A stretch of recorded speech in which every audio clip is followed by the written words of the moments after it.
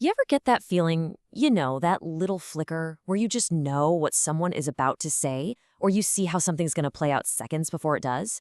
What if I told you that's not just a coincidence? What if it's a hidden human potential, a sense that's been buried, maybe even deliberately? We're about to explore that path, but I have to warn you, this journey, it isn't for everyone. So let's be absolutely clear. What you're about to hear isn't just a list of tips. It's designed to be transformative. And real transformation, well, it isn't always comfortable. The line between changing and breaking is all about resolve. So think of this not just as information, but as an initiation. Right now, the world is pretty much split between two kinds of minds. Over here, you've got the ordinary mind. It's totally reactive. It sees what it's shown, it follows events, it's always a step behind. But then there's the foresight mind, and this is a different beast entirely. It doesn't just see reality, it reads it. It's constantly running simulations, anticipating what's next. It's not about being smarter, it's about operating on a completely different frequency. So what do we call this? Let's call it trained foresight. And the key word there is trained. This is not some magic power you have to be born with. It's a mind upgrade. It's a skill that lets you see the world in high definition, to read the underlying code of reality itself. And the craziest part? The upgrade starts with a simple physical switch. So how do you even begin? It all starts with something so simple you're gonna laugh. It's a physical action. Not a theory, not a mindset, but a forgotten biological hack. An activation switch that's already built right into your own body, just waiting for you to flip it. Yeah, you heard me. The secret is pure biology. There's a hidden switch in your nervous system that can literally turn your mind from a passive receiver into an active radar. And this switch? It's right inside your mouth. Here's exactly how to do it. 3 steps. First, take the tip of your tongue and just place it on the roof of your mouth, right behind your front teeth. Let it rest there. Step 2, breathe in slowly through your nose for count of 4. And 3, keeping your tongue right where it is, breathe out just as slowly through your nose for a count of 6. That's it. That's the switch. And the effect is almost instant. By doing that, you're completing a kind of bioelectric circuit in your body that directly stimulates your vagus nerve, the command center for your rest and digest system. You can literally feel the results. Your heart rate slows down, your breathing gets deeper, and you get more blood flow to your brain. All that mental static starts to fade, and your senses, your hearing, your sight, they just get sharper. You've just turned on predictive awareness mode. But okay, flipping the switch is just the first step. A spark isn't a fire. Now you have to train that new awareness.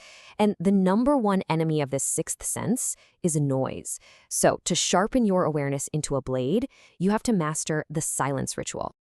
Think of your mind like a radio. Most of the time, it's just filled with static, the noise from the world, from your phone, from your own anxieties. Silence is how you tune the dial. You get rid of the static. And it's in that quiet that you start to pick up on the subtle frequencies, the hidden signals that everyone else is just drowning out. The ritual itself is dead simple. For 15 minutes a day, you find a quiet room. No screens allowed. You activate the tongue switch, you maintain that 4-in, 6-out breathing, and then you just observe. You don't try to stop your thoughts, you just notice. Notice the hum of the lights, the feeling of the air on your skin, the subtle shifts in your own body. Every little detail you pick up is a win. Okay, so silence sharpens the blade, but let's be honest, it's a safe environment. Real power is being able to keep that edge in the middle of a storm.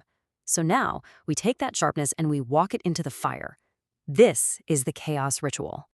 Look, anyone can feel calm in a quiet meditation room, but life isn't a quiet room, is it?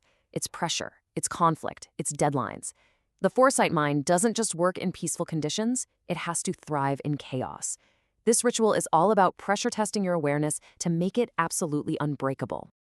And you don't need a battlefield to practice. You just have to choose your storm. It could be the shock of a freezing cold shower, the burn in your lungs after all-out sprints, the gnawing feeling of hunger when you're fasting, even the fog of being tired. These are all controlled forms of chaos you can use. The drill is all about overriding your body's natural panic button. The second you step into the stress, the moment that cold water hits you, you immediately lock in the tongue switch. Then you command your breath, forcing it into that 4-in, 6-out rhythm. Then you expand your awareness outward, away from the discomfort. Notice the pattern on the wall, the sound of the water, anything but the panic. Start with 30 seconds, build up from there. And what's the whole point here? You are literally rewiring your nervous system. You're teaching your brain at the most primal level that the feeling of chaos isn't a signal to shut down. It's a signal to power up. It becomes your personal training ground. All right, you've quieted the noise. You've been tested in the fire. Now comes the final piece of the puzzle. This is where that sharpened awareness finally evolves into true foresight. It's time for the pattern ritual. You know what separates a genius from someone who's just really smart? They don't just see a bunch of isolated facts. They see the connections, the hidden rhythms, the patterns that tie everything together. And that's the whole game right there. That's when just being aware turns into being able to predict. This ritual is all about method. Every single day, you write down 5 small, objective observations. It could be about the stock market, about people's behavior, whatever, just facts.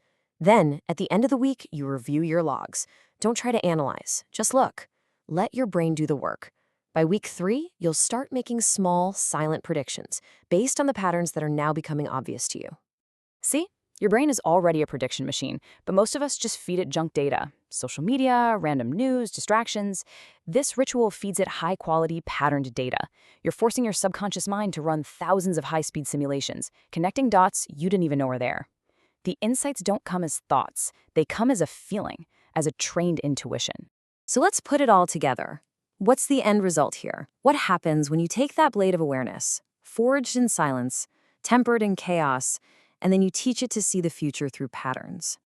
This all leads to the final transformation, because the ultimate goal isn't just to be more aware, it's to become unpredictable to everyone else, because you can finally predict them.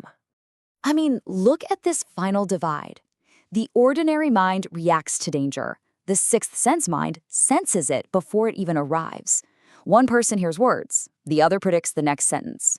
One follows the data, the other makes the decision before the data even shows up. Where they see randomness, you can now read the code. And you know what? The people around you, they won't understand.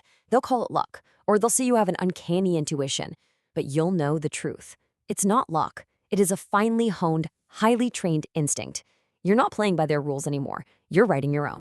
Because in the end, what you've done isn't about raising your IQ. It's not about becoming a genius in the way people think about it. It's something much deeper, much more powerful. You've unlocked a sense that maybe